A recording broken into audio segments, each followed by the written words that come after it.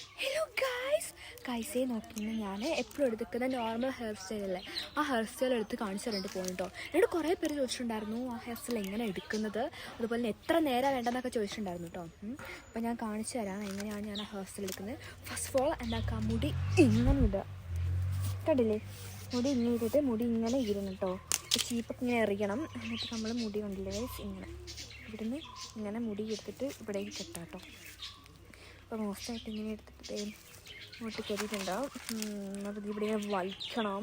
അപ്പോൾ കണ്ടില്ല ഗൈസ്, അപ്പോൾ ഇവിടെ സാധനം ഇങ്ങനെ നിൽപ്പുണ്ട്. എന്നിട്ട് ഇത് കൈ കൊണ്ട് നമ്മൾ ഇങ്ങനെയാക്കും, മനസ്സിലായല്ലോ നിങ്ങൾക്ക്. എന്നിട്ട് എന്താക്കുന്നറിയോ, അതിൻ്റെ ബാക്കിലെ മുടി ഇങ്ങനെ ഫ്രണ്ടിലോട്ടിട്ടും എന്നിട്ട് ഇവിടുന്ന് 2 കൊമ്പ് ഇങ്ങനെ ചാടിച്ചിടും. കൊമ്പല്ലാതെ എനിക്ക് പറ്റില്ല, കാരണം ഞാൻ മറിയാണല്ലോ. അത് ഇവിടുന്ന് ഒരു മുടിയും കൂടി ചടിക്കും, ഇവിടുന്ന് ഇങ്ങോട്ടൊരു മുടിയും ചടിക്കും.